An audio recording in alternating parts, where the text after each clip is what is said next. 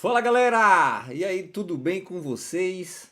Por aqui, professor Edinael, para mais uma aula de Direito Penal. Tema de hoje, olha só, tipicidade. Professor, tipicidade não seria fato típico?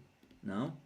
Tipicidade é um elemento do fato típico, que por sua vez faz parte, né? Faz parte do conceito analítico de crime. Já estudamos aqui durante as nossas aulas o fato típico. Estudamos a conduta e o resultado. Estudamos o nexo de causalidade, nexo causal ou elo, certo? Só não vai me falar elo de ligação, que aí é redundante. Estudamos, certo? Todos os elementos do fato típico. Restou, por último, a tipicidade. Certo? Falamos tudo de nexo causal, certo? Da condicio sine qua non, né? A equivalência dos antecedentes. Falamos sobre a causalidade adequada, com causas. Falamos tudo, certo? Sobre o nexo causal. E agora a gente vai adentrar, certo? No tema tipicidade. Tem gente que faz o estudo tudo junto, né? Estuda o fato típico, em uma aula só esgota todo o conteúdo. Conduta, resultado, nexo de causalidade e tipicidade. A minha proposta aqui é ver com calma. A gente vai ver, a gente viu, né? Todos os elementos do fato típico. Conduta, resultado, nexo de causalidade e agora tipicidade. Mas é ver com calma, certo? Já falei e repito isso. O que você não pode ter é pressa. O estudo ele é um tijolinho por tijolinho. Então se você tem pressa, se você tropeça em determinados assuntos, lá na frente ele pode fazer falta. Ou o que acontece? Muita gente deixa de estudar esse tema aqui por não dar tanta importância. Professor, tipicidade é aquilo que está escrito lá no direito penal. Não, a gente vai aprofundar. A gente vai aprofundar porque esse tema aqui, ele cai, né, para carreiras policiais e outras carreiras também, gente. Não só carreiras policiais, mas cai para outras carreiras também. Então, quando pergunta ali, por exemplo, sobre a ratio essende, sobre a ratio cognoscendi, sobre o tipo total do injusto, aí o candidato não sabe, porque ele já decorou que tipicidade é a conduta e a norma. É praticar aquilo que está descrito na norma. E nem sempre a questão ela vai ser tão fácil assim. Então a gente tem que ver o básico, mas a gente tem que aprofundar naquilo que vem sendo cobrado em prova. Para quem vai fazer, por exemplo, Polícia Federal, tem que estar dominando esse tema.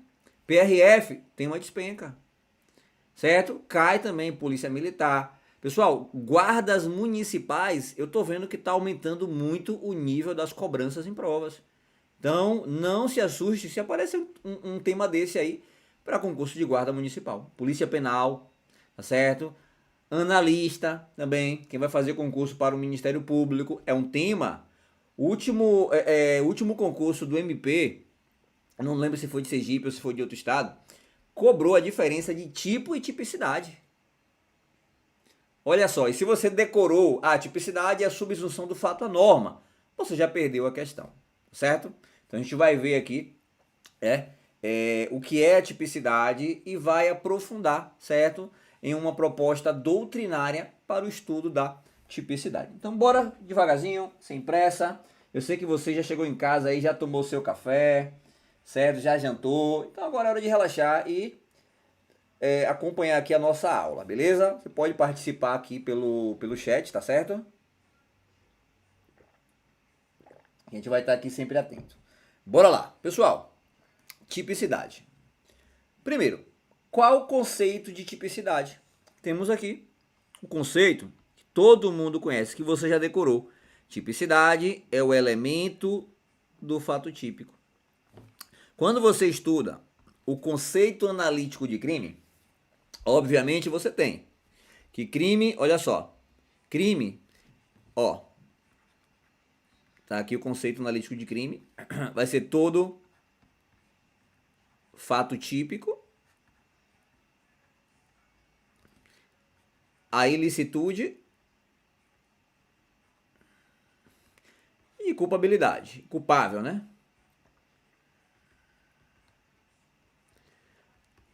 dentro do fato típico, temos, já estudado aqui, em aulas anteriores, conduta, resultado,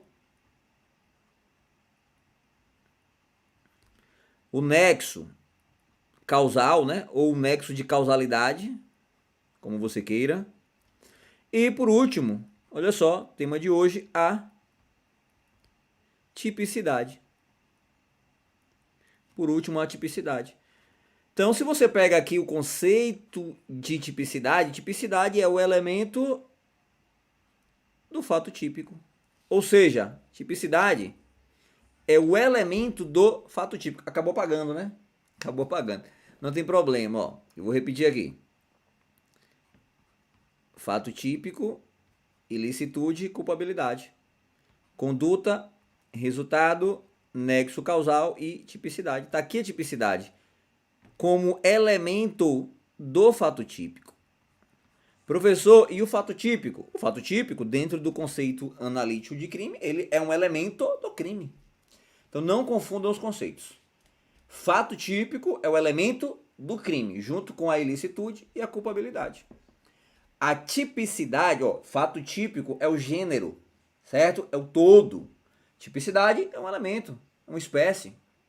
Então, a tipicidade é o elemento do fato típico. Segundo conceito de tipicidade. Aliás, observação.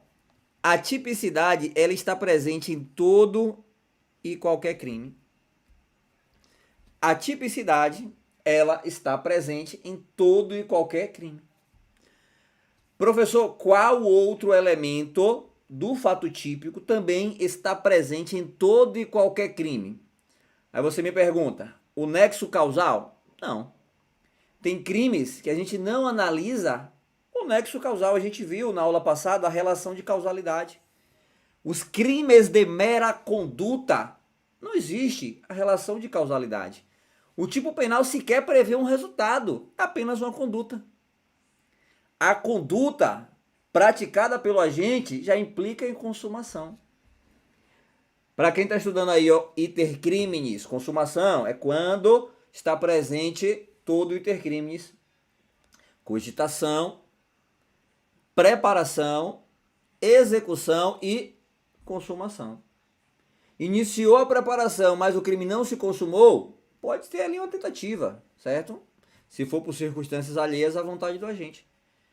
Observe que o elemento que está presente em todo e qualquer crime junto com a tipicidade se chama conduta. A conduta e a tipicidade estão presentes em todo e qualquer crime.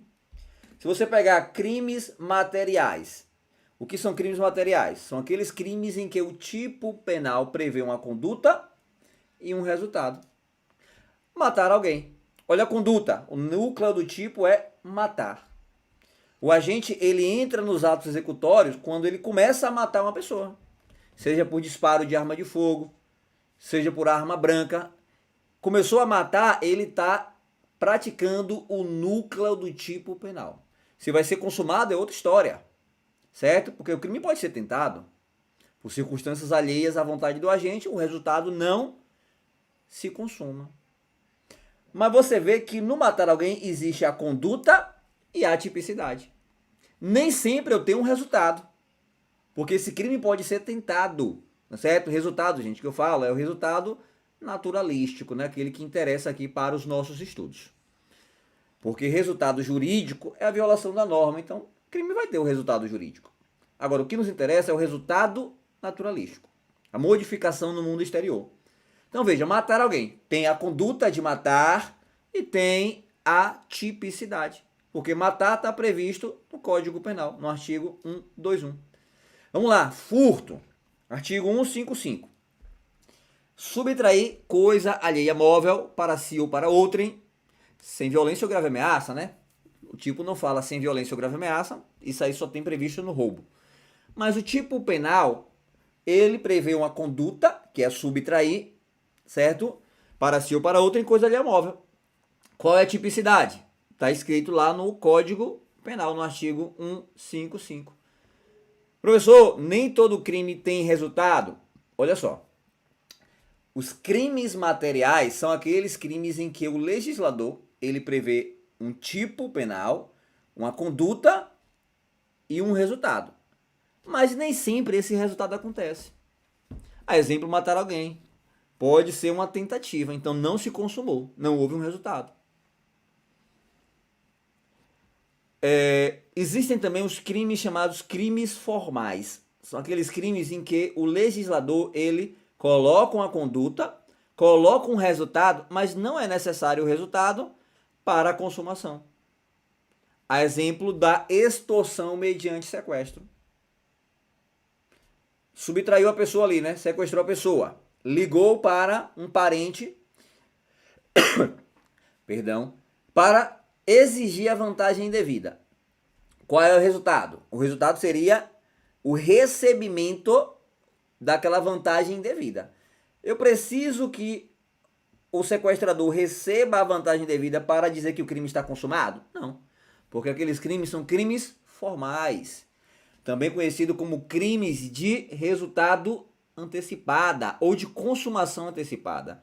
Basta que haja a prática da conduta. Você executou ali, ó, o sequestro ou a extorsão mediante sequestro, a ligação para a pessoa, mesmo que você não receba a vantagem, tá certo? O crime já está consumado. Pessoal, quando eu falo consumação, eu estou falando do iter criminis, certo? Cogitação, preparação, execução e a consumação. Certo? Exaurimento não faz parte do iter criminis. O exaurimento ele serve para ser uma qualificadora, uma causa de aumento ou um crime autônomo, a depender. Imagine só, a pessoa sequestrou a outra, durante o sequestro resolveu matar a pessoa. Resolveu torturar a pessoa. Veja, o sequestro já está consumado. O exaurimento, certo? Olha só, aquelas condutas posteriores à consumação vão servir de qualificadora, causa de aumento ou crime autônomo. Ele pode responder aqui em concurso material.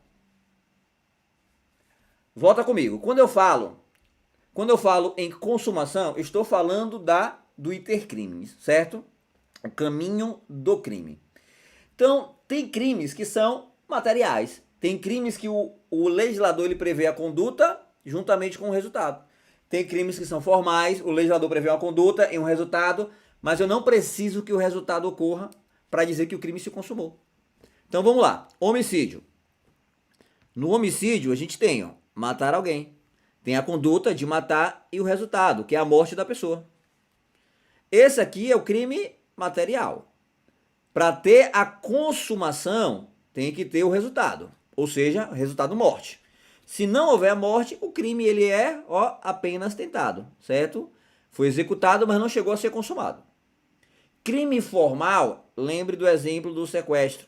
Olha só, a extorsão mediante sequestro. Houve a conduta.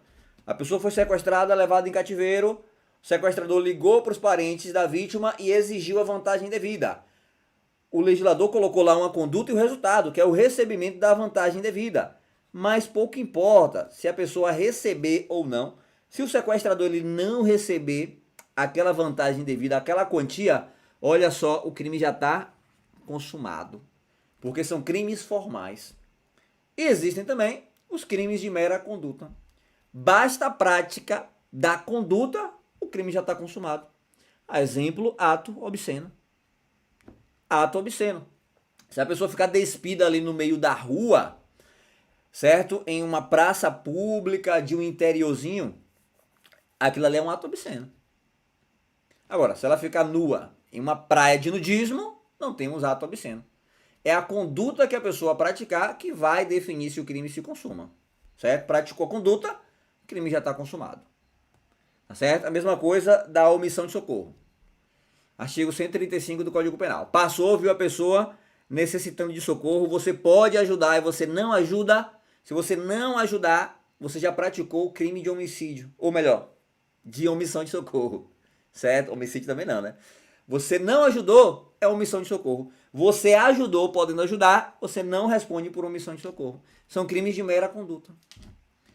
Observação importante, muita gente confunde. Professor, quer dizer que crime formal, ele não admite tentativa, uma coisa não tem nada a ver com a outra. A questão do crime ser formal, material ou de mera conduta é uma classificação. O fato dele admitir ou não tentativa é outra classificação. Certo? São chamados crimes plurissubsistentes, ou seja, são praticados por mais de um ato, mais de uma conduta, e temos os crimes unissubsistentes. Esses crimes que é praticado por apenas um ato, apenas uma conduta, são eles que não admitem tentativa. Imagine só, tentativa de omissão de socorro. Como é que você consegue dividir essa conduta em vários atos? Ou você ajuda e não tem omissão, ou você deixa de ajudar e há omissão de socorro. Tá certo? Não existe, você não tem como dividir essa conduta em vários atos. Agora, por exemplo, ameaça, que é um crime formal, certo? Essa ameaça você pode praticar diretamente com a pessoa, apenas uma conduta, apenas um ato, na cara da pessoa. Ó, eu vou lhe pegar. Ameaça, certo? Um tom ameaçador. Agora, você pode pegar essa ameaça sua, escrever uma carta, colocar nos correios e aguardar que chegue até a residência da pessoa. Se essa carta ela for interceptada e nunca chegar ao destinatário final, é uma tentativa de ameaça. Imagine que as autoridades elas tomaram conhecimento daquela carta. A pessoa nunca recebeu. Mas veja, o crime ele foi executado. Agora, eu preciso que o resultado aconteça. Vamos lá. Isso daqui é uma tentativa, porque não chegou até a pessoa. Se chegasse até a pessoa, pouco importa se a pessoa se sentisse ou não ameaçado. Ali é crime formal, já estaria consumado. Então não confunda, o fato do crime ser material, formal ou de mera conduta não tem nada a ver com cabe ou não tentativa, tá certo? Volta aqui. A gente sabe que a tipicidade ela está presente em todo e qualquer crime, certo? Não existe crime sem tipicidade. Professor, mas qual tipicidade? A tipicidade formal ou a tipicidade material? Olha só, existe a chamada tipicidade formal, que é o juízo de adequação, grave esse nome, juízo de adequação, ou juízo de subsunção. Eu quero que você imagine um quebra-cabeça. Tipicidade formal é você pegar o quebra-cabeça e encaixar naquilo que está escrito na norma, tá certo? Então, se você passa por uma rua e você vê alguém pegando a carteira da pessoa, subtraindo coisa alheia móvel para si ou para outrem, opa, temos ali uma tipicidade formal. Certo? A tipicidade formal é o mero juízo de adequação. É você pegar aquilo que foi praticado e tentar localizar um tipo penal para aquela conduta. Visualizou alguém matando, uma pessoa matando alguém, né? Vamos lá, disparo de arma de fogo. Peraí, pessoal, aquilo ali tem tipicidade formal, porque aquela conduta que está sendo praticada, ela encontra previsão no ordenamento jurídico, lá no Código Penal, que a essa altura do campeonato, você já está cansado de saber, que é o artigo 121, caput do Código Penal. Tá certo? Então, tipicidade formal é o juízo de adequação. É aquilo que está sendo praticado, tem compatibilidade com aquilo que está sendo escrito. Porque se não tem compatibilidade, a gente fala que o fato ele é atípico. Se eu afasto a tipicidade, automaticamente eu afasto o fato típico. Eu afasto um elemento do crime, não tem crime, certo? Fato atípico é um fato que não encontra previsão no ordenamento jurídico brasileiro. Ou seja, no Código Penal. Imagine só, uma pessoa que resolveu embalar, certo? Embalar e transportar farinha de trigo. Mas ele embalou, sabe, gente, em sacos, olha só, sacos plásticos transparentes, certo? E começou a encaixotar. E ele está transportando de um lado para o outro, certo? No sigilo. Ele está transportando de um lado para o outro de madrugada. Agora veja, eu tenho aqui alguma conduta criminosa, você consegue encontrar essa conduta, essa prática de transportar farinha de trigo durante a madrugada, certo? Em embalagens, certo? Embalagens parecidas com cocaína, parecidas, certo? A forma como está sendo embalado, encaixotado, tudo ali nas escondidas. Mas você encontra previsão em algum tipo penal para essa conduta? É lógico que não. Transportar farinha de trigo não é crime, tá certo? Agora, se fosse cocaína, teria uma previsão legal, porque cocaína, pela Anvisa, é considerado drogas. Então, a gente tem ali um crime de tráfico de drogas, tá certo? Então, veja, só é tipicidade formal se houver a previsão da prática dessa conduta em uma norma penal. É por meio da tipicidade formal que se apura se o fato que foi praticado na vida real, ele se amolda ao modelo de crime descrito na norma penal. Por outro lado, temos aqui a chamada tipicidade material. Enquanto a tipicidade formal é o juízo de adequação ou o juízo de subsunção, a tipicidade material é diferente. A gente tem que ter, de fato, uma lesão ou um perigo de lesão. Não basta somente a adequação, certo, entre o fato e a norma. Aquele fato, ele tem que ou lesionar, olha só, causar uma lesão, ou ao menos um perigo de lesão a quem? Ao bem jurídico tutelado. Nesse caso, tem que ser feita uma análise, olha só, se o fato praticado pelo agente, ele é capaz de lesar ou se ele lesionou o bem jurídico penalmente tutelado. Imagine só, você passou na rua e viu uma pessoa subtrair uma carteira, certo? Subtraiu a carteira de um milionário que estava ali caminhando na rua, deixou a carteira de vacilo, a pessoa subtraiu sem violência ou sem grave ameaça, certo? Não houve nem violência nem grave ameaça. O que houve foi a subtração de uma carteira. Quando abriu a carteira só tinha lá 20 reais. Olha só, um milionário acabou de perder 20 reais. Pessoal, vamos lá. Pela análise fria aqui do caso concreto, você consegue visualizar um fato, ou melhor, uma tipicidade material? Porque eu sei que formal tem. Aquela conduta existe, um encontro, existe um juízo de adequação no Código Penal. Aquela conduta, ela encontra a previsão no Código Penal. Mas materialmente falando, houve uma lesão ao bem jurídico, patrimônio. O que é bem jurídico? Vida, patrimônio, integridade, certo? É aquilo que é protegido pelo bem comum. A sociedade, em um consenso, decidiu que aqueles bens jurídicos, eles são essenciais para a vida humana e devem ser protegidos. Como vida, integridade física, patrimônio. Então vamos lá. A subtração de 20 reais de um milionário tem tipicidade formal? Você vai dizer que sim. Porque aquilo ali está escrito no artigo 155 do Código Penal. Agora, existe a tipicidade material? Materialmente falando, houve uma lesão ao bem jurídico, ao patrimônio do milionário?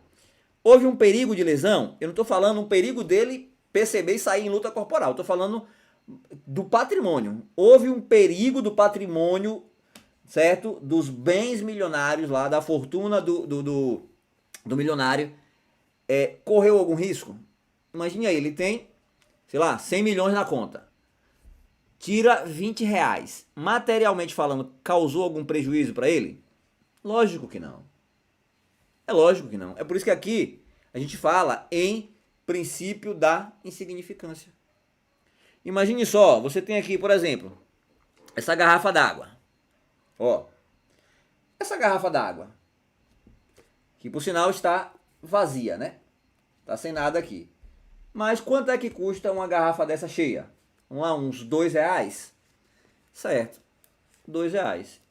E uma garrafa dessa vazia, quanto é que custa? Professor, não custa nada. Custa, porque é minha, tá na minha casa, né? Ela só deixa de ter a proteção, certo? Quando eu coloco para fora de casa. Mas aqui está protegido, ó. Está protegido pela inviolabilidade do domicílio. Lembra das aulas de direito constitucional? Isso aqui, ó, não se tornou lixo. Uma vez que se torna lixo, aí ele perde a proteção do domicílio. Mas enquanto estiver na minha casa, sobre a minha posse, tem a minha proteção, tem a minha garrafa. Vamos lá, digamos que uma garrafa vazia custe 10 centavos. A pessoa chegou aqui e subtraiu essa garrafa. Houve tipicidade formal? Sim. Ali é furto. Agora, materialmente, isso daqui é capaz de causar uma lesão ou um perigo de lesão ao bem jurídico penalmente tutelado? Você vai dizer que não. Certo? Materialmente falando, não. Certo? Então veja, no princípio da insignificância, eu não gosto de repetir conteúdo, a gente já viu isso aqui nas aulas de princípios, que a gente estuda o MARE, a mínima ofensividade da conduta, a inexpressão ao bem jurídico, o reduzido grau de reprovabilidade da conduta e a ausência da periculosidade social da ação. É o mnemônico MARE, que a gente estuda lá no princípio da insignificância. Tá certo? A insignificância é o quê? É a falta da tipicidade material. Por isso que o crime ele se torna atípico. Pessoal, a junção da tipicidade formal mais a tipicidade material é igual à tipicidade legal. Quando a gente fala tipicidade aqui, a gente está falando da tipicidade legal. Ó, tipicidade legal é igual à tipicidade formal, que você já sabe o que é, mais a tipicidade material, que agora você também já sabe o significado. Tranquilos? Estão comigo? Professor, é muito complexo esse assunto. Pessoal, assuntos complexos a gente tem que ir com calma. A explicação, ela é complexa. Mas isso aqui vai te ajudar na hora da prova. Se você conhece bem os conceitos, é por isso que eu peço. Revisa o conteúdo. Pessoal, o conteúdo, ele é uma construção. Aqui a gente está indo, ó, mastigadinho. Tipicidade, certo? É tipicidade formal, mas material. Mas lá na frente, a gente vai falar de tipicidade e fato típico, ou tipo penal, e você já tem que conhecer os conceitos, certo? Senão você acaba tropeçando nos conteúdos. Então você precisa primeiro conhecer o pré-conceitos, o conceito para você ir avançando. Beleza? Então pronto, ó. Veja que a gente já está juntando aqui conteúdo, tá certo? A gente está juntando aqui, ó, os conteúdos que foram estudados ao longo das aulas. Então, qual é o conceito de tipicidade? Tipicidade, ele é elemento do fato típico, juntamente com conduta, resultado e nexo causal. E a tipicidade, ela está presente em todo e qualquer crime. Porque se não tem tipicidade, o fato ele é atípico. Certo? Ó, a gente viu aqui a diferença da tipicidade formal para a tipicidade material. E agora a gente vai avançar. Pessoal, agora a gente vai entrar aqui nos estudos, olha só, nos estudos da tipicidade. Uma coisa é chegar para você e falar bem assim, ó, tipicidade é o elemento do fato típico. Tipicidade está presente em toda e qualquer conduta. Se caísse só isso em prova, estava legal, estava ótimo. A gente já iria partir para o estudo da ilicitude. Hoje seria uma aula de tipicidade e também de ilicitude, mas não. Eu quero trabalhar com você aqui a evolução da tipicidade, certo? Eu quero que você preste bastante atenção nesse conteúdo, certo? Se quiser anotar, pode anotar. Essa aula aqui, como de costume, a gente vai deixar durante 24 horas aqui no YouTube. Depois ele vai para os nossos cursos, para quem é aluno. Eu vou deixar disponível aqui também na área de membro, tá certo, gente? Quem é membro aqui do canal tem acesso a esse conteúdo exclusivo, beleza? Professor, é ser inscrito no canal? Não, tem muito conteúdo gratuito que é para quem é inscrito no canal, certo? Mas para quem é membro, quem é assinante do canal, tem conteúdos que são exclusivos, que fica disponível apenas na área de membro, tá certo? Então vai ficar lá para quem tem o curso, certo? Para quem já é nosso aluno, né? E também vai ficar salvo aqui para quem é membro do canal, beleza? A gente deixa 24 horas, na sequência só tem acesso aí membros e alunos. Tranquilos? Olha só, evolução doutrinária da tipicidade. Pessoal, antigamente não existia esse negócio de fato típico, ilícito e culpável. Isso aí é um estudo moderno do direito penal. Antigamente falava-se somente em corpus delitos. Somente se falava em corpo do delito. Acontecia um crime ali, a gente tinha um corpo delito. Olha, tem um corpo delito ali, remetendo ao corpo, certo? Então, esqueça tudo que você sabe hoje sobre fato típico, ilícito e culpável. Aqui eu quero que você volte um pouquinho lá no direito romano, certo? E considere o crime como corpus Christi. Professor, mas crime não é todo fato típico, ilícito e culpável? Sim. Para uma evolução moderna, sim. Mas eu estou falando aqui no direito romano. Eu estou falando aqui, gente, ó, onde existia somente o corpus Christi. Tipicidade era apenas, ó, o corpo de delito. Certo? Era o conjunto de vestígios, isso aqui manteve-se até hoje, né? Materiais do crime deixado pelo agente. Imagine só, A matou B e o corpo de B ficou lá no chão. O corpo de B era o corpo de delito, ou seja, era o crime em si. Qual era o crime? O corpo que está no chão. Ali é o crime. É por isso que lá na teoria clássica, e vocês estudaram comigo, certo? As teorias clássicas, neoclássicas e finalista, tá certo? Pedi para revisar.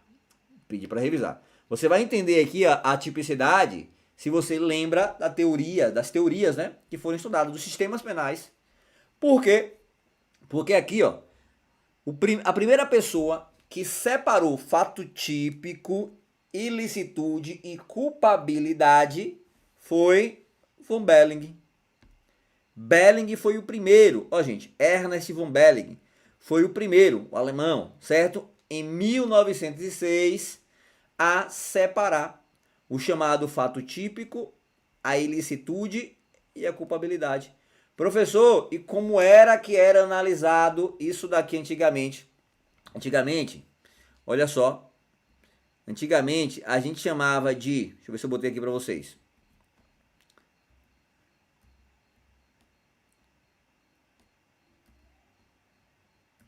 Se eu não botei, depois eu complemento no material e passo para vocês, tá certo? Antigamente, gente, a gente só analisava a chamada ilicitude. Antigamente era analisada a ilicitude. Olha só. A ilicitude objetiva, certo? Objetiva. E a ilicitude subjetiva. Certo? Depois se tornou culpabilidade. Professor, por que subjetiva? Lembra, na teoria clássica, dolo e culpa são elementos da culpabilidade. A gente estuda dolo e culpa na culpabilidade, na teoria clássica. O dolo e a culpa só vão para a conduta, isso é importante, só vão para a conduta no finalismo penal, certo? O dolo natural, dolo desprovido da potencial, ou melhor, da atual consciência da ilicitude, certo? Para não repetir aqui, isso aqui você estuda lá em sistemas, nos sistemas penais, certo? Teoria clássica, neoclássica ou neocantista e a teoria finalista. Então vem comigo. Eu quero que você tenha em mente que esse fato típico, essa ilicitude aqui, são analisadas de forma objetiva. E a culpabilidade de forma subjetiva. Quando existia lá o crime, existia a violação do bem jurídico. O Estado falhou, o Estado protetor do bem jurídico falhou. Então, por isso, certo? O Estado, ele não cumpriu com o seu papel de proteger bem jurídico. Objetivamente e subjetivamente. Foi violado, ó, um bem jurídico de forma subjetiva. Então, Belling foi o primeiro a dividir fato típico, ilícito e culpável. Certo, gente? Não vou me aprofundar aqui nas teorias, porque a gente já estudou lá em sistema. Sistema clássico, sistema neocantista, o neoclássico e sistema finalista. Basta que você saiba que nessa época aqui, o fato típico, ele não é composto pelo dolo e a culpa. Dolo e culpa estão ainda na culpabilidade, certo? Bora avançar. Posteriormente, olha só, em 1915, certo?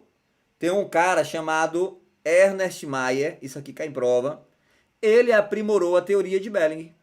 Belling dividiu o fato típico, a ilicitude e a culpabilidade. E chegou esse cara aqui chamado Ernest Mayr, certo? E aprofundou nos estudos de Belling. Ele criou uma nova teoria, a chamada teoria indiciária da tipicidade, ou também conhecido como teoria da ratio cognoscendi. Teoria da ratio cognoscendi. O que é que essa teoria ela trazia de diferente dos estudos de Belling? Para Belling só existia o fato típico, ilícito e a culpabilidade. Para Belling, o fato típico ele não tinha relação nenhuma com a ilicitude. Era analisado separadamente. Ó. Fato típico é uma coisa, ilicitude é uma coisa e culpabilidade é outra. É chamada independência, por isso que o nome é independência do tipo, porque o tipo penal ele era independente da ilicitude. Primeiro cara que separou fato típico, ilícito e culpável disse que a tipicidade, que mora no fato típico, ela é independente da ilicitude. Eu não olho para o fato típico e penso, esse fato típico ele é ilícito, porque ele é independente. Eu tenho que analisar ele de forma nua e crua. Certo? Posteriormente, tem um cara chamado Mayr, que vai trazer a teoria da ratio cognoscendi. Para Mayr, olha só, para Mayr, tipicidade passa a ser encarada como indício da ilicitude. É por isso que ele fala ratio cognoscendi, certo? Porque para Mayr, se o fato ele é típico, presume-se que ele também é ilícito. Então veja, como é que Mayr pensa, certo? Se é que é possível a gente entrar na mente desse cara, né? Mas como é que ele pensa? Tem ali um corpo no chão. Ó, tem lá um corpo no chão. Você, policial, tá lá no seu plantão, de boa, né? No seu plantão, tomando seu cafezinho. Aí chega uma pessoa, corre policial, que tem um corpo ali no chão. Você imagina, a primeira coisa que passa pela sua cabeça como policial é: foi uma legítima defesa. Deve ter sido um estado de necessidade, um estrito cumprimento de dever legal ou um exercício regular de direito. É isso que passa pela sua cabeça?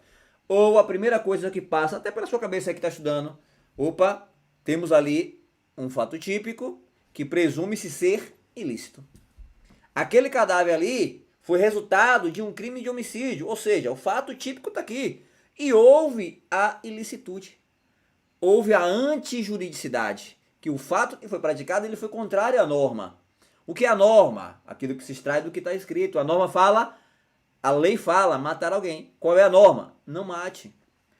Se houve um homicídio é porque alguém violou aquela norma. Então aquela conduta ela é fato típico e também presume-se que ela é ilícita. Então veja, fato típico e ilicitude. Essa é a teoria de Mayr, a da ratio cognoscendi. Todo fato típico ele carrega um pouco da ilicitude. Ele presume-se ser ilícito. É isso que ele trouxe, tá certo, gente? E essa é a teoria mais aceita, ó, a teoria indiciária, tá certo? Ou também conhecido como ratio cognoscendi. Essa teoria, ela tem uma presunção de ilicitude, porém é uma presunção relativa. Professor, o que é presunção relativa ou iuris tanto? Grave esse nome.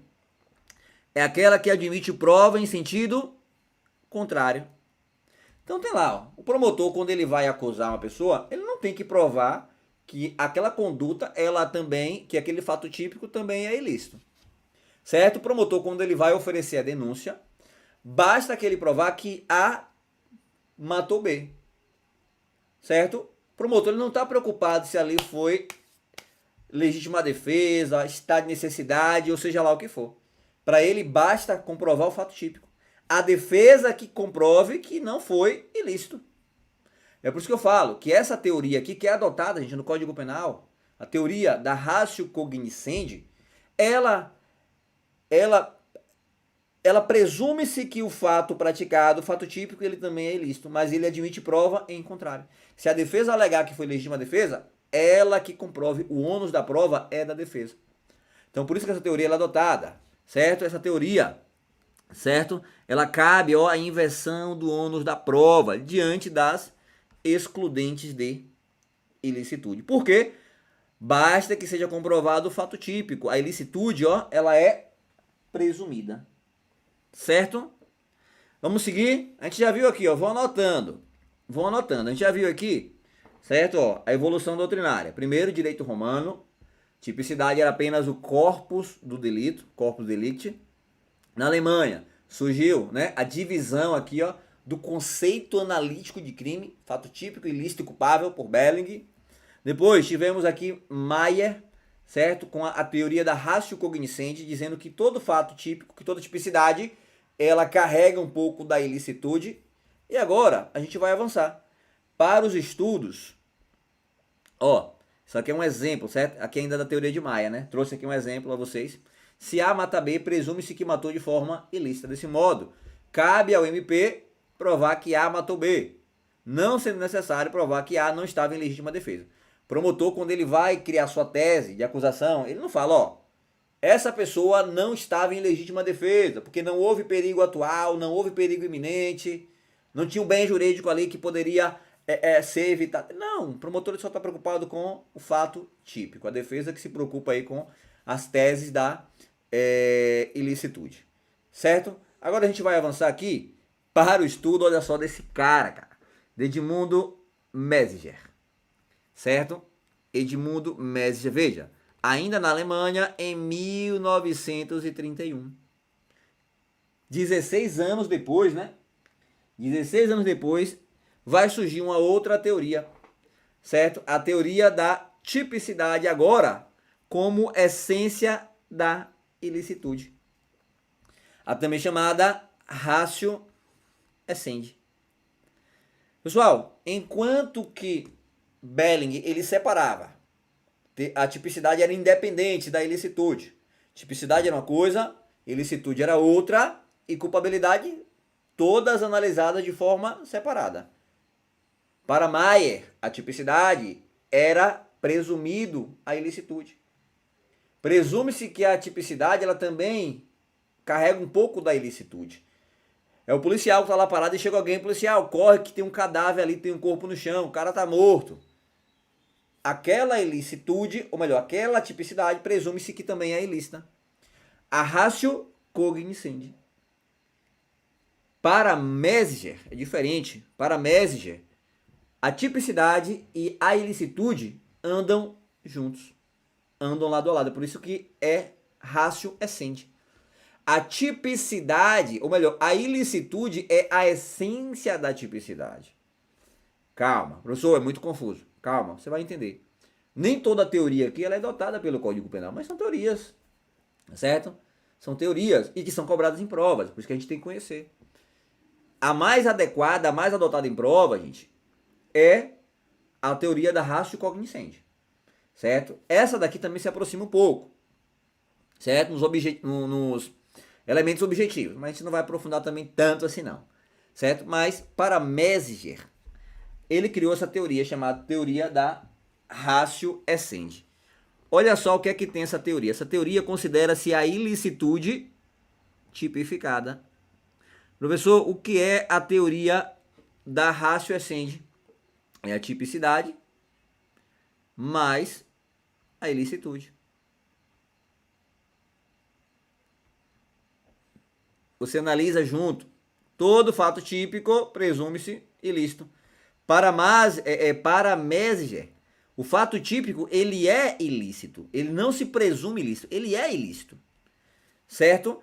Nessa fase, há a afirmação de que, olha só, não pode existir tipicidade sem ilicitude. É aqui que surge a figura do injusto penal. Se aparecer em tua prova, anota aí. Injusto penal. Professor, o que é injusto penal? É a soma da tipicidade com a ilicitude. Por isso que o nome da teoria é ratio essendi. É a essência de ser. Qual é a essência da ilicitude? A tipicidade. Qual é a essência da tipicidade? A ilicitude. Não existe tipicidade se não houver a ilicitude. O fato ele é típico, porém ele também é ilícito. Essa é a teoria adotada por Messinger, tá certo? Segundo ele, a tipicidade e a ilicitude se confundem formando um só elemento, que é o chamado injusto penal. Se essa teoria fosse adotada no nosso Código Penal, como é que nós analisaríamos o tipo penal, ou melhor, o crime?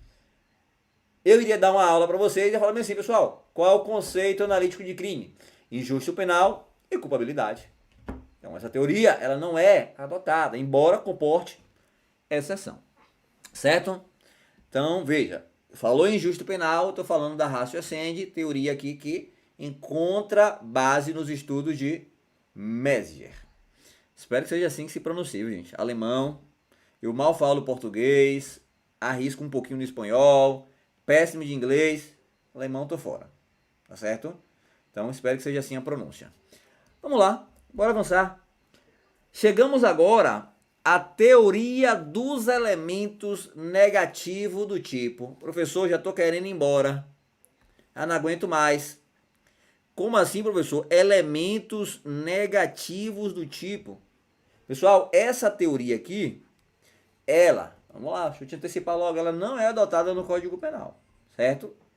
A teoria dos elementos negativos do tipo, quem criou foi o Weber, certo? Também alemão, do qual ele chama, olha só, ele chama de tipo total de injusto. O tipo total do injusto. O que seria essa teoria dos elementos negativos do tipo? Para Weber, só seria crime se a pessoa matasse alguém e não estivesse em legítima defesa, estado de necessidade, exercício regular do direito ou estrito cumprimento de dever legal. Então, como é que seria o artigo 121 caso essa teoria ela fosse adotada? Teria que estar escrito assim lá no Código Penal, ó. Vamos lá, homicídio, teria que estar escrito assim. Homicídio, matar alguém, salvo em estado de necessidade, em legítima defesa, no exercício regular do direito ou do estrito cumprimento de dever legal.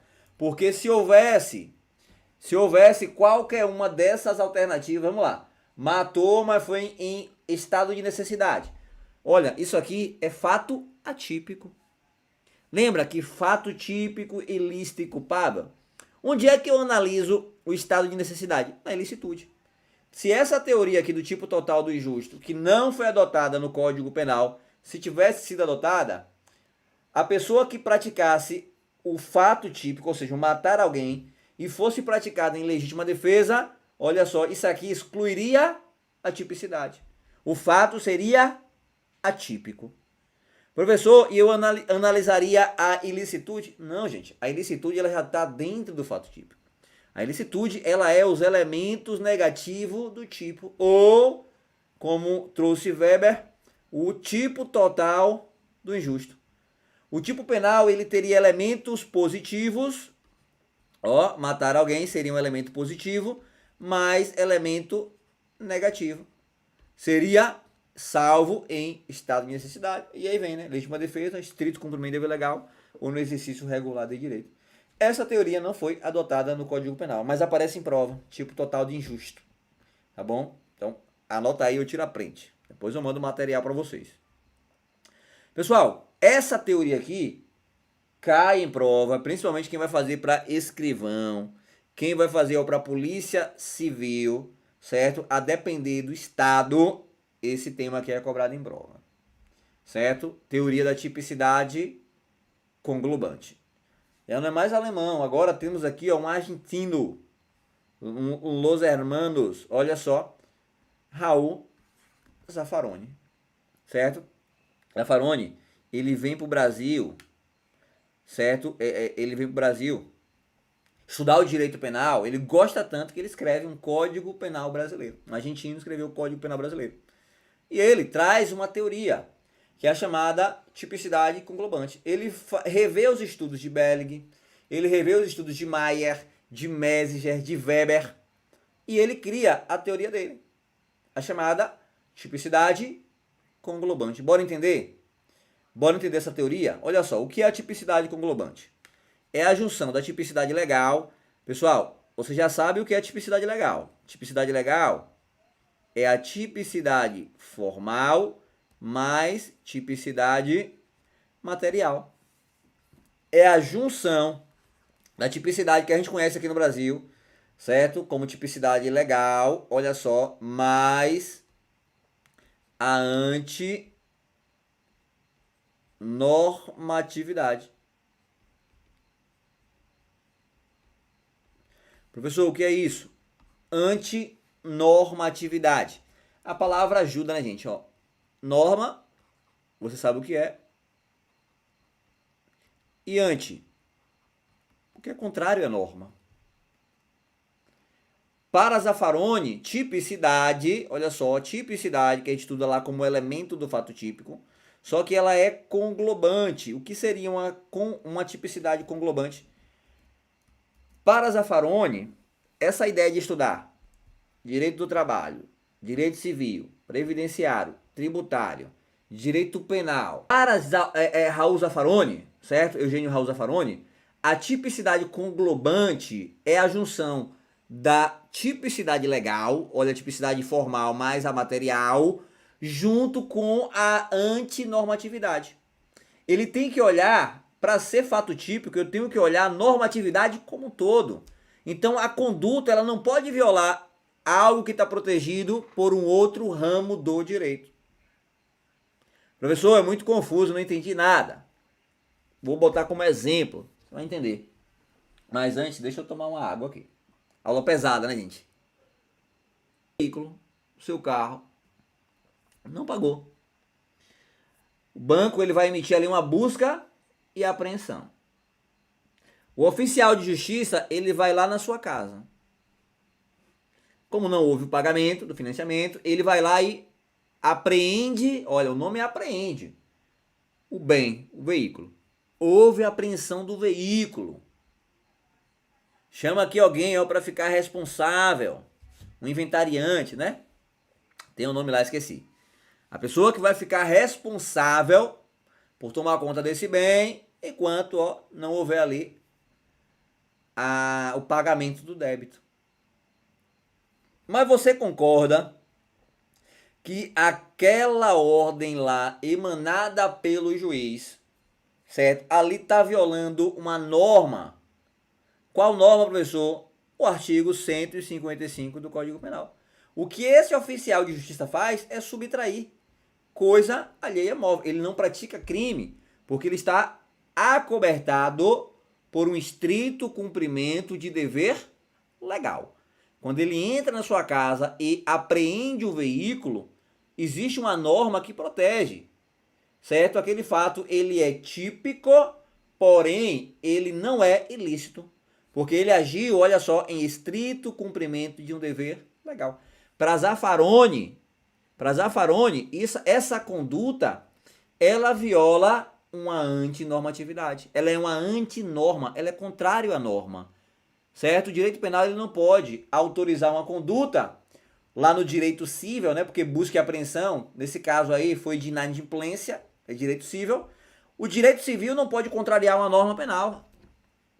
Como é que você manda um oficial de justiça ir na casa da pessoa, subtrair um carro, um quadro, um bem de valor para pagamento de uma dívida civil e dizer que aquilo ali é um fato típico? Aquilo ali está violando uma norma penal.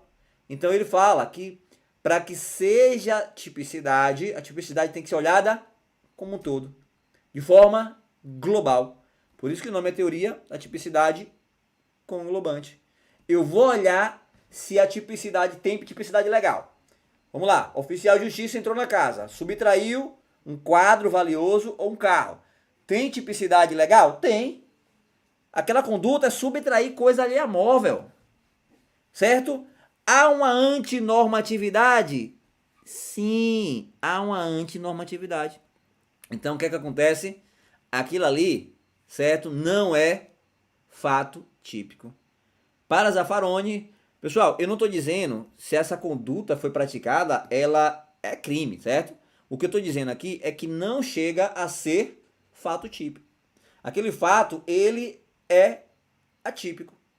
Ele não deveria ser, ó, o oficial que entra na casa e subtrai um veículo, não deveria ser baseado em uma excludente de ilicitude, porque não precisaria chegar na ilicitude. Bastava olhar, ó, essa conduta que foi praticada, ela viola uma norma? Não, porque está sendo autorizado aquilo ali. Então, se está sendo autorizado pelo direito civil, não há violação da norma como um todo. A pessoa não entrou em sua casa e subtraiu o bem porque ele quis. Ele subtraiu o bem porque houve uma ordem judicial. Porque o juiz mandou. Se o juiz mandou, está dentro da norma. Não violou nenhuma norma. Não é antinorma. Certo? Não é antinorma. Se não é antinorma, a gente fala que não tem fato típico. Beleza? Complexo um pouquinho, mas vamos com calma que você vai entender. Pessoal, quando eu falo em tipicidade conglobante, olha só, a fórmula é tipicidade legal, que é a tipicidade formal mais material, junto com a antinormatividade, certo? A tipicidade legal é aquela que a gente já estudou, né? Tipicidade penal. A antinormatividade é a contrariedade do fato perante o ordenamento jurídico como um todo. Para se falar em tipicidade conglobante, não basta a violação da norma penal, ou seja, da tipicidade legal. É necessário também a violação do ordenamento jurídico como um todo. Então, o oficial de justiça, ele não está violando o ordenamento civil, porque ali há uma autorização judicial. Ele está praticando um fato típico ilícito. Ou melhor, ele está praticando um fato típico porque tem tipicidade. Certo? Existe uma tipicidade material e formal. Agora, existe uma antinormatividade? Não. Porque aquela conduta que é proibida no penal foi autorizada lá no civil. Então, Zaffaroni ele não pensa dessa forma. Ele fala que a tipicidade tem que ser analisada na sua totalidade. Certo? A tipicidade ela tem que ser conglobante. Beleza? Olha só um exemplo. Concedida a ordem de busca e apreensão. Então, foi concedida a ordem de busca e apreensão de um bem pelo juiz. O oficial de justiça vai cumprir a ordem, o coitado. Ele comparece à residência do devedor e apreende um bem, com a sua posterior entrega a um depositário. Esse oficial de justiça ele está praticando um fato típico que você conhece muito bem, que é o furto. Olha só, subtrair para outrem, ou seja, para o credor, uma coisa alheia móvel. Porém, onde ele encontra a sua cobertura, ele está acobertado por uma excludente da ilicitude, qual seja estreito cumprimento e dever legal. Outro exemplo, imagine que o Brasil adotasse a pena de morte.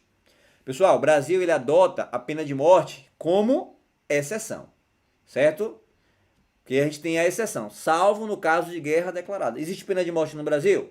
Em regra, não. Mas se for em guerra declarada, a gente tem. Como é que é feita a execução da pena de morte? Certo?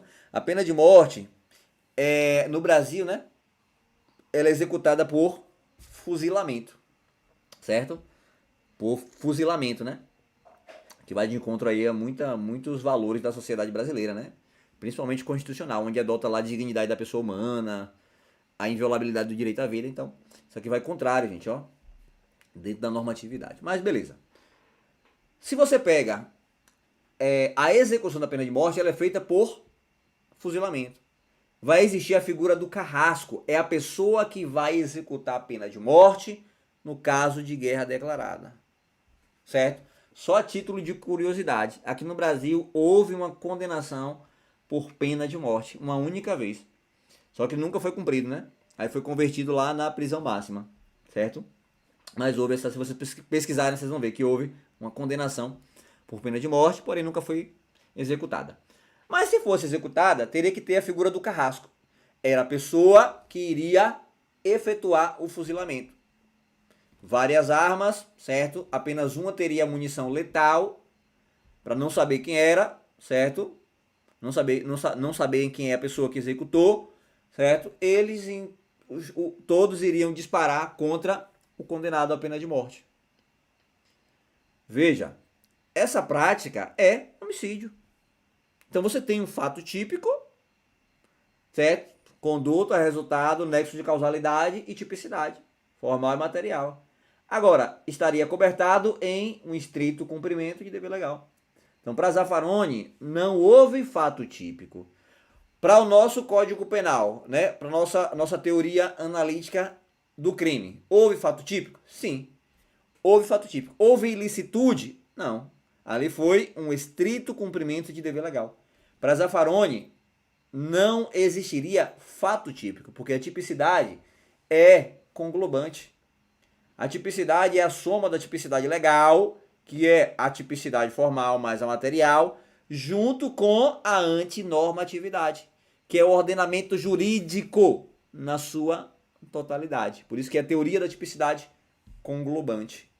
Então, para Zaffaroni, eu nem olho a ilicitude. Esse fato por si só, ele já é atípico, porque tem uma norma brasileira, certo? Lá no Código Penal Militar, no processo penal militar, que autoriza aquela conduta. Então, aquela conduta, ela não é típica, não há tipicidade. Beleza? Pessoal, olha só. Essa teoria também ela não foi adotada no Brasil, certo? A teoria do Zaffaroni, certo? Ela não foi adotada no Brasil pelo seguinte, né? Ó, Zaffaroni é Pierangeli, né? O cara que trouxe Zaffaroni para o Brasil, professor da USP. O que é que acontece? Simplesmente porque esse cumprimento legal ele é estrito. É estrito cumprimento de dever legal. Então não é todo caso que vai ter um cumprimento daquele dever legal. É de forma estrita. E o exercício do direito é um exercício regular. Certo? O que seria um exercício regular do direito? Por exemplo, a pessoa que está praticando boxe, lá, ele assina lá um termo onde a pessoa pode agredir, ele vai agredir também a pessoa dentro da regra do jogo. Então aquelas condutas, se você for fazer uma tatuagem, você vai autorizar que o tatuador, ele pratique lesão corporal contra você. Então aquilo ali existe um exercício regular de um direito.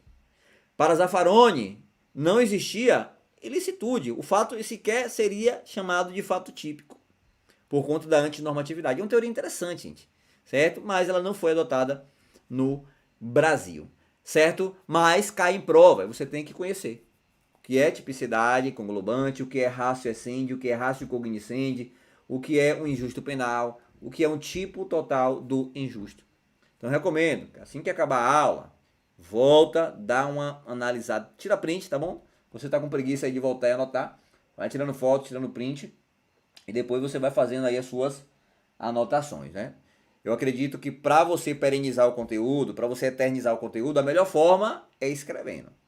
Porque você aprende vendo e ouvindo, certo? Tô dando os exemplos aqui, você tá imaginando.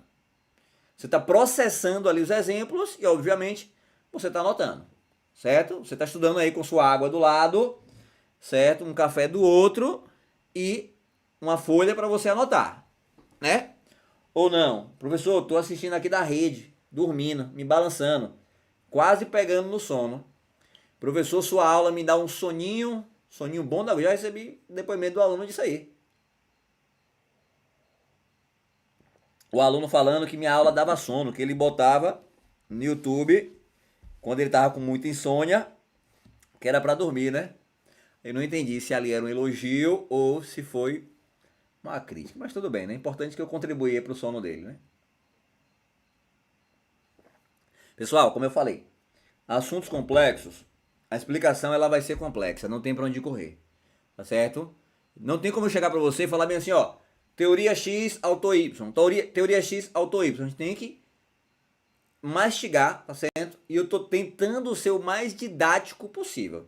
Isso aqui é um assunto complexo, um assunto que talvez você não entenda de primeira, mas se você for com calma, voltar na explicação, pegar um exemplo, fazer uma questão, tenho certeza que você vai conseguir ganhar essa questão. É isso que separa o bom do ótimo.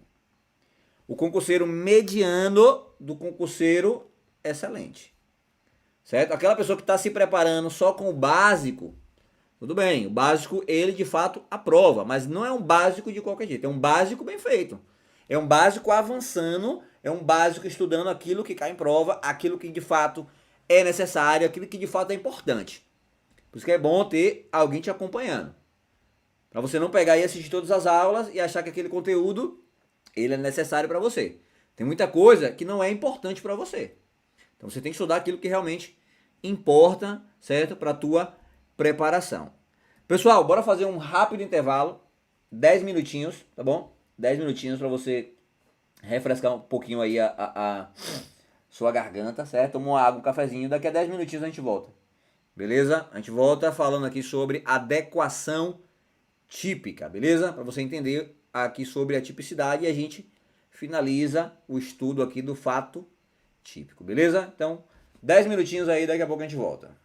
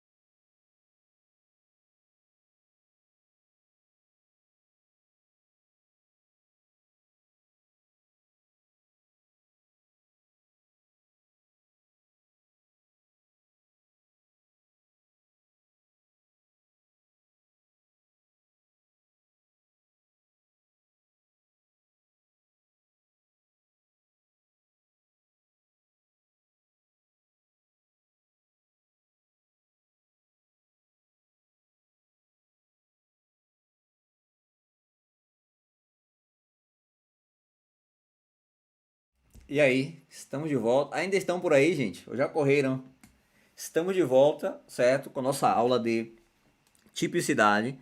Falei que não seria uma aula básica, né? Falei, ó, pessoal, seria uma aula realmente onde a gente vai aprofundar, certo? Principalmente quando pega essa questão de evolução doutrinária, muita gente acaba não dando a devida importância ou fica com medo de enfrentar, né? Mas não tem muito mistério, certo? É devagarzinho, sem pressa, você vai avançando aí nos estudos. Se você for estudar essa parte daqui da Revolução, revisar, né, a parte da evolução histórica, você tem que revisar juntamente com os sistemas penais. Pega ali a teoria clássica, né? A gente ainda vai chegar na culpabilidade. Então a gente vai ter o estudo aí da teoria psicológica da culpabilidade, teoria da psicológico normativo da culpabilidade e a teoria da culpabilidade normativa pura, certo? Então a gente vai fazer esse estudo lá na culpabilidade, vai ter que revisitar esses estudos aqui do direito penal, vai revisitar sistemas penais e aí você vai entender na sua totalidade.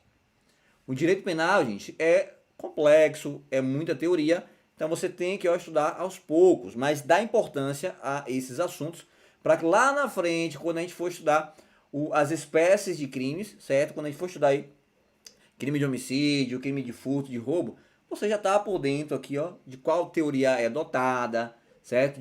Do que é aí um fato típico, ilícito e culpável e saber resolver questões de prova, que é o objetivo, né? A gente não quer aqui nenhum especialista em direito penal, certo? A gente quer que vocês aprendam a um nível suficiente para poder gabaritar as questões, certo? Pessoal, dando continuidade, agora iremos falar sobre adequação típica. Ó, adequação típica, o próprio nome já ajuda. O que é a adequação típica? É você adequar a conduta a um fato típico, certo? Bora lá, conceitos e espécies de adequação típica. A adequação típica nada mais é do que a tipicidade formal, que você já sabe o que é, colocada em prática. Professor, não entendi. É você verificar se o fato praticado pelo agente, ele se amolda ao modelo de crime previsto no Código Penal. Professor, mas isso aí já não é a tipicidade formal? Isso aí já não é a fazer o juízo de subsunção? Calma. Existem duas espécies de adequação típica. Temos a chamada adequação típica imediata, ou seja, ela não depende de nenhuma outra norma, ela já se aplica de forma direta ao tipo penal. E temos a adequação típica imediata, aquela que se adequa, que se encaixa de forma indireta. Aquela que você precisa de algo, certo? Para poder encaixar aquela conduta em um tipo penal. É como se você pegasse o quebra-cabeça, certo? E não conseguisse colocar em nenhuma peça. Você está com uma peça que não cabe em nenhum quebra-cabeça. Mas peraí, se você adaptar, certo, gente? Pega um adaptador. Deixa eu ver se eu tenho algum adaptador aqui fácil. Ó, só porque eu quero dar o exemplo, eu não vou encontrar nenhum adaptador. Pronto, vou dar exemplo aqui. Ó, vou abaixar aqui e já volto, viu, gente? Vou abaixar aqui e já volto. Não tô fugindo não, viu? Ó, imagine só. Você tem aqui uma tomada de celular, certo? Eu não consigo encaixar isso daqui em nenhuma tomada. Não consigo encaixar isso daqui e carregar meu celular. Então eu preciso dessa caixa, certo? Isso aqui é como se fosse um adaptador. Agora sim eu consigo encaixar e colocar o meu celular para carregar. Isso daqui, ó, é a chamada norma mediata. Adequação típica, eu vou adequar um tipo, mediante um carregador. Agora sim eu consigo encaixar na tomada. Antes eu não conseguia encaixar na tomada. Agora, se eu pegar isso daqui e encaixar o USB no computador, ele encaixa certinho. Ou seja, ele não precisa de nenhuma norma. Aqui no computador eu consigo adequar de forma imediata, ou seja, sem mediação. Aqui na tomada eu preciso de uma mediação, preciso de um mediador para poder encaixar, certo, gente? Eu tinha um T aqui fácil, né? Agora que eu quero, para dar o exemplo, eu não encontro, mas vocês conseguiram entender, né? Mediata é aquilo que eu preciso de uma adaptação. Imediata, ó, minha assistente aqui, também conhecido como esposa, certo, gente? Minha patroa, minha chefe, tem que falar isso, né? Senão é quem manda, certo? Quem é casado aí sabe, né? Ou você é feliz ou tem razão. Não tem como ter as duas coisas. Fala isso direto. Você quer ser feliz no casamento, não tenha razão. Não tenha razão de mais nada, tá certo, gente? Ó, a galera que tá assistindo aqui vai dar risada, vai dar risada. Porque sabe, casamento é o seguinte, gente. Ou você é feliz ou você tem razão. Porque se você quiser ter razão, a sua mulher vai ficar triste. E aí você vai ficar triste também, certo? Aí acabou, meu filho. Acabou. O homem tem dia feliz? Qual é o dia feliz do homem? Quando a mulher tá feliz. Porque quando a mulher tá triste, meu filho, acabou o dia. Tá bom? Olha só. Aqui tá o adaptador, certo? Imagine que eu não consiga encaixar essa tomada. Eu preciso de um adaptador. Agora sim, ó. Isso daqui é minha norma, ou melhor, minha adequação típica imediata. Certo? Se eu consigo encaixar diretamente, é imediato, sem mediação. Beleza? Vamos lá. Olha só. Exemplo de adequação típica imediata.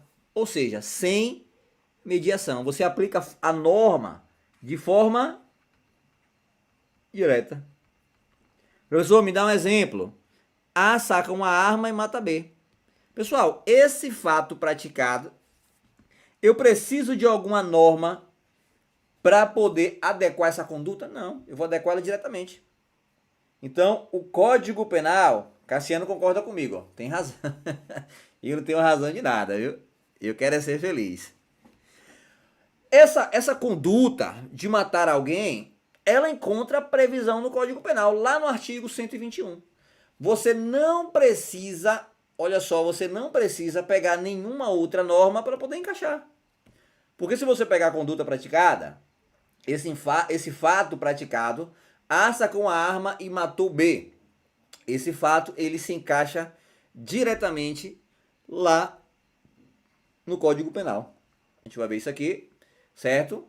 Pode ser uma norma de extinção temporal, certo? Pode ser ali para ter uma coautoria ou para ter uma responsabilização.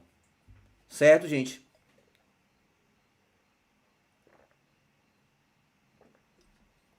A gente vai ver aqui os exemplos. Essa daqui não interessa muito pra gente, porque você sabe, encontrou previsão no Código Penal, é uma norma de adequação, ou melhor, é uma adequação típica imediata. A que interessa pra gente é essa daqui. Adequação típica imediata ou de subordinação imediata, ampliada ou por extensão. O que seria isso? O fato que foi praticado, ele não se encaixa diretamente na norma penal. Eu tenho que ter uma norma de extensão, certo? Tenho que ter uma norma de extensão da tipicidade. Professor, homicídio tentado. Não, não existe, gente. Você precisa de uma norma de adequação. Quando o promotor ele vai oferecer uma denúncia por tentativa de homicídio, o que é que ele faz? Excelência, olha só. A tentou matar B. A atirou em B, então é artigo 121, combinado com o artigo 14, Código Penal. Porque ele não foi um crime consumado, senão seria somente 121. Mas eu tenho uma norma de adequação, uma norma de extensão. Extensão temporal. A tentativa vai voltar no tempo, ó, e ele vai encaixar aquela conduta que está previsto lá no Código Penal como matar alguém, ele vai encaixar no homicídio tentado. Então, isso é a norma de adequação ou a norma de extensão. A tentativa, ela é uma norma de extensão. A tentativa eu só utilizo naqueles crimes que não foram consumados.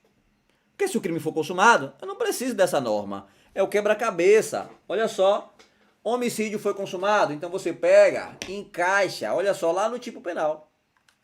Agora, peraí, o homicídio, ele não foi consumado, ele foi tentado. Opa, você consegue encaixar lá no Código Penal, tem algum tipo penal que se chama homicídio tentado? Não tem. Homicídio tentado não está no Código Penal, mas você pega a tentativa junto com o homicídio, junta, e aí você forma o tipo penal. Você adequa, certo? Aquela adequação típica é chamada de adequação típica imediata. Você conseguiu, pegou a tentativa com o homicídio, agora sim, ó, existe essa conduta, certo? Existe essa conduta que é chamada homicídio, ó, junto com a tentativa, formou o homicídio tentado. Não existe a tentativa pura, certo? A tentativa pura que eu falo é o crime de homicídio tentado puramente. Porque essa norma de adequação, ela vai servir para todo e qualquer tipo penal. Então você vai pegar ali, ó, um roubo, um furto, uma extorsão, um sequestro, certo? Então você vai pegar qualquer tipo penal e vai conseguir, ó, adequar corretamente no tipo penal, certo? Junto com essa norma de adequação imediata. Pessoal, temos 3 normas de extensão, ou também conhecido como adequação típica imediata, que é a tentativa. Então vamos lá, disse o crime tentado quando iniciada a execução não se consuma por circunstâncias alheias à vontade do agente. Então temos aqui, ó, tentativa é uma norma de extensão. Beleza? Olha só.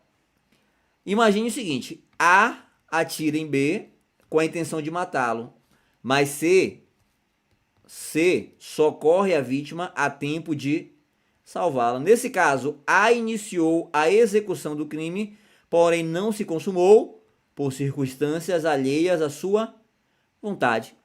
Nesse caso, não é possível aplicar diretamente, porque senão seria norma imediata.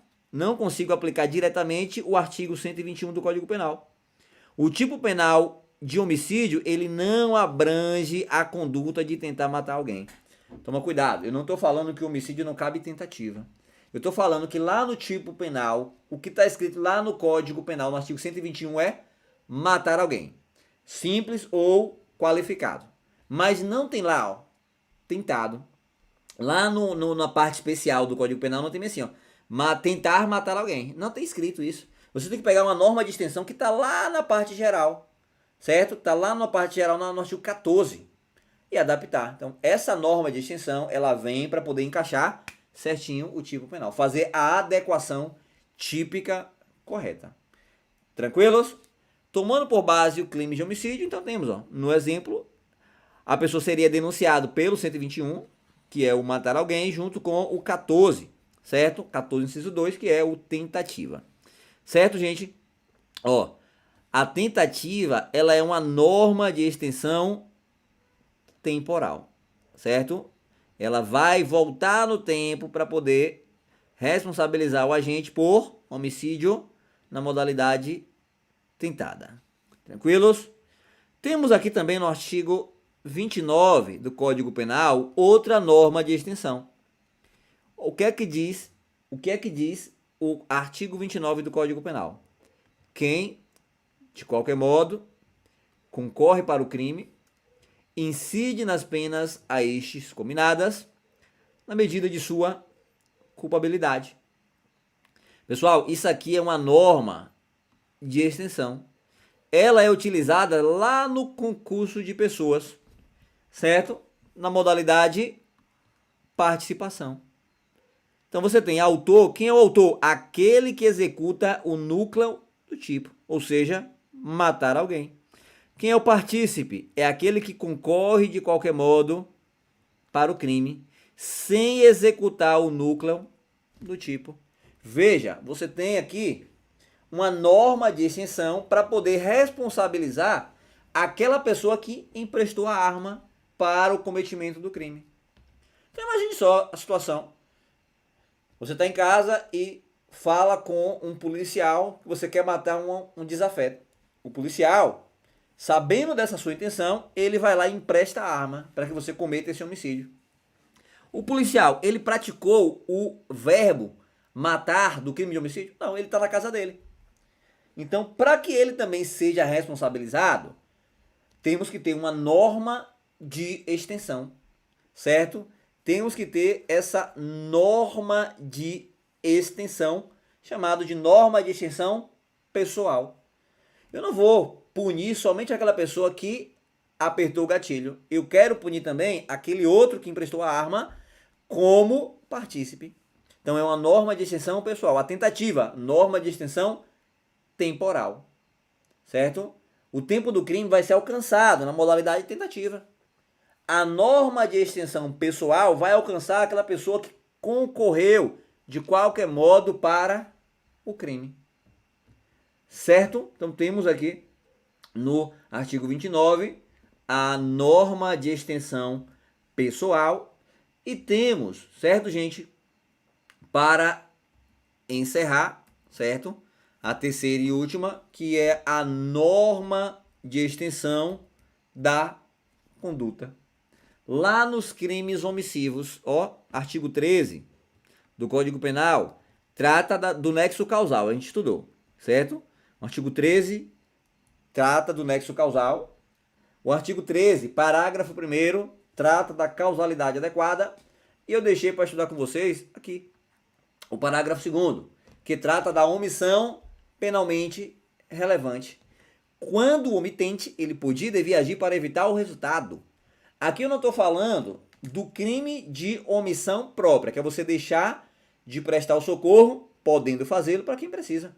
Aqui é quando a sua conduta, ela cria uma obrigação de evitar o resultado.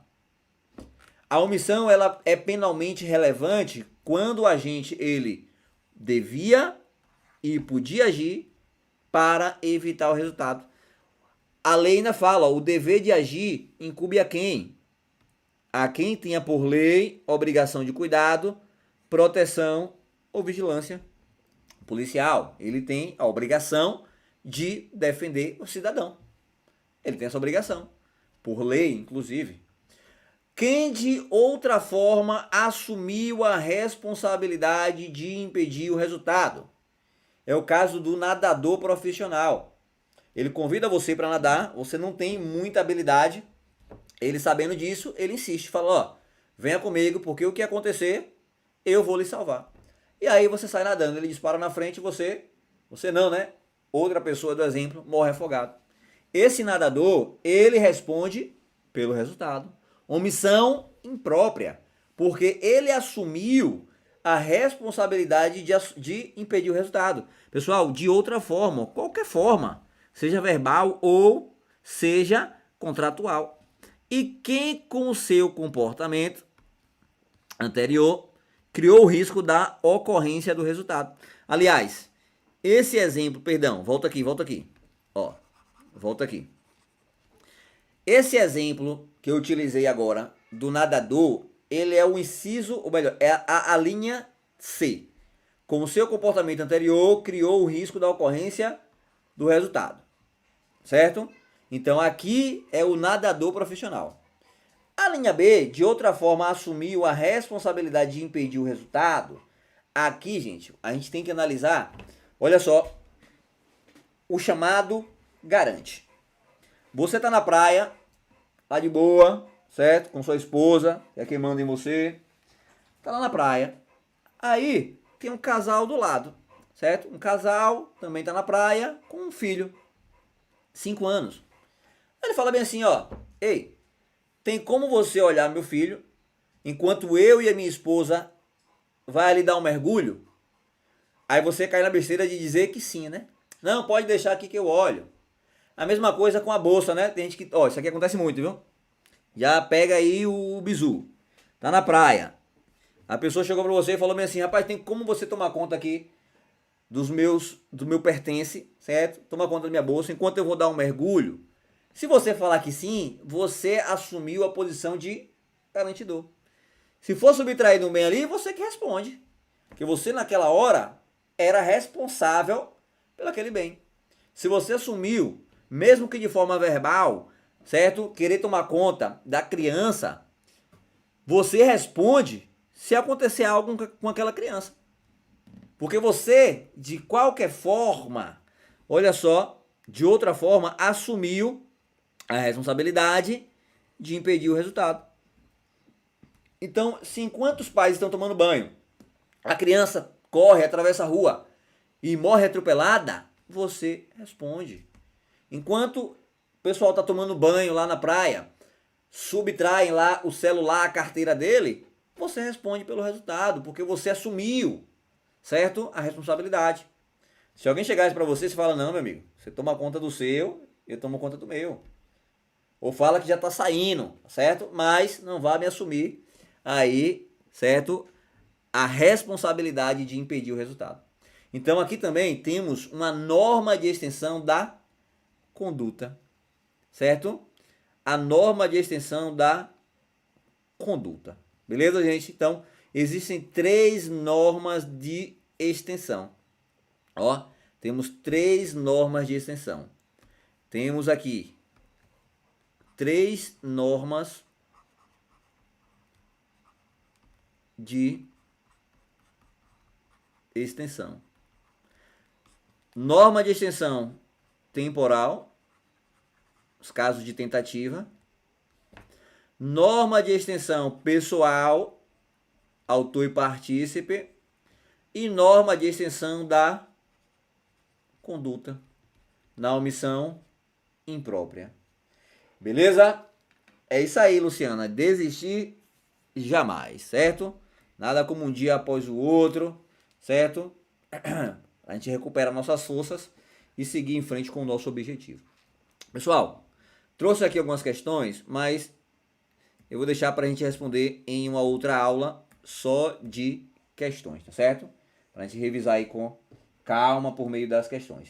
Queria agradecer a cada um de vocês, certo? Pela participação, por estar acompanhando aqui as nossas aulas, tá certo? Essa aula, gente, ela vai ficar aqui durante 24 horas, disponível para quem, público externo, né, quiser assistir. Depois, vai para a plataforma, para quem é aluno aí das nossas isoladas, né? Isolada de Direito Penal. Tem gente que está estudando aqui para a Guarda de Aracaju, eu fiz um combo. Tem gente que está estudando para o Ministério Público, tem também um combo aí só de Direito, tá certo? E tem gente que quer estudar só matéria isolada. Eu tenho vários alunos aqui que é só do Direito Penal. Professor, eu tenho dificuldade em Direito Penal, eu queria pegar uma isolada, tá certo? Eu vou deixar o link aqui na descrição, caso você tenha interesse em adquirir nossos cursos. Temos o combo, certo? Que a gente faz a adaptação para o concurso, certo, gente? Que é Direito e Legislação. E tem somente a matéria de Direito ou somente a matéria de Legislação, tá certo? Lembrando que essa aula aqui ela vai ficar disponível também para quem é membro aqui do YouTube, tá certo? Então na área de membro, a gente tem aqui uma opção no YouTube, seja membro. Você tem acesso a todas as aulas ao vivo, que é disponibilizada aqui, que a gente faz aqui nas nossas lives. As aulas também gravadas, né, gente, que fica aqui nos vídeos, certo? Que é disponibilizado. Geralmente eu faço uma programação aí semanal, certo? Ou quinzenal. Você que é membro tem acesso exclusivo, antecipado a esse conteúdo. Tá bom? Então eu vou deixar aqui na descrição do vídeo para quem quiser adquirir o curso, meu contato como de sempre, beleza? E fica aqui meu muito obrigado para quem ainda não me segue nas redes sociais. Meu Instagram também tá aqui, beleza? Na descrição do vídeo, @prof.ednaelsantos. Forte abraço, fiquem todos com Deus e até a próxima. Tamo junto.